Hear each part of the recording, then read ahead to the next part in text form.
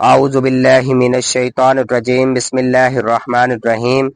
آج کی ویڈیو میں ہم قضائے حاجت و استنجا کے آداب کے متعلق پڑھیں گے اور سیکھیں گے کہ اللہ کے رسول صلی اللہ علیہ وآلہ وسلم نے ہمیں کس کس چیز سے منع کیا ہے۔ حضرت ابو ایوب انصاری رضی اللہ تعالیٰ عنہ کی مرفوع حدیث میں ہے کہ رسول اللہ صلی اللہ علیہ وآلہ وسلم نے فرمایا، جب تم میں سے کوئی شخص قضائے حاجت کے لیے جائے تو اس کو قبلہ کی طرف نہ منہ کرنا چاہیے اور نہ ہی پشت کرنی چاہیے۔ اسی طرح ایک اور حدیث حضرت ابو ہریرہ رضی اللہ تعالیٰ عنہ کی مرفوع ہے کہ رسول اللہ صلی اللہ علیہ وآلہ وسلم نے فرمایا، جب تم میں سے کوئی ایک حاجت کے لیے جائے تو نہ قبلہ کی طرف منہ کرے اور نہ ہی پشت کرے۔ اسی طریقے سے ایک اور حدیث ہے کہ رسول اللہ صلی اللہ علیہ وآلہ وسلم جب قضائے حاجت کا ارادہ فرماتے تو اپنا کپڑا نہیں اٹھاتے تھے یہاں تک کہ زمین کے قریب نہ ہوتے۔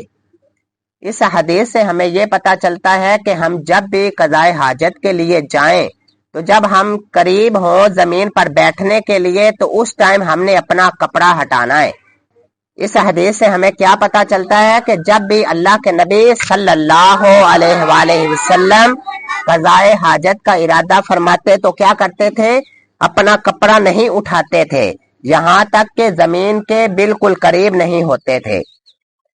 قضائے حاجت و استنجا کے لیے ہمیں کس چیز کا حکم دیا گیا ہے، اس حدیث سے ہمیں وہ پتا چلے گا کہ حضرت ابو ہریرہ رضی اللہ تعالیٰ عنہ سے مروی ہے کہ رسول اللہ صلی اللہ علیہ وآلہ وسلم نے فرمایا، جو شخص قضائے حاجت کے لیے جائے تو پردہ کر لے۔ اسی لیے ہمیں حکم دیا گیا ہے کہ جب بھی ہم قضائے حاجت کے لیے جائیں تو ہمیں پردے کا خاص اہتمام کرنا چاہیے۔ قضائے حاجت و استنجا کے آداب کے متعلق آخری حدیث کہ حضرت انس رضی اللہ تعالیٰ عنہ سے روایت ہے کہ رسول اللہ صلی اللہ علیہ وآلہ وسلم پانی سے استنجا کیا کرتے تھے۔ کس سے استنجا کیا کرتے تھے؟ پانی سے استنجا کیا کرتے تھے۔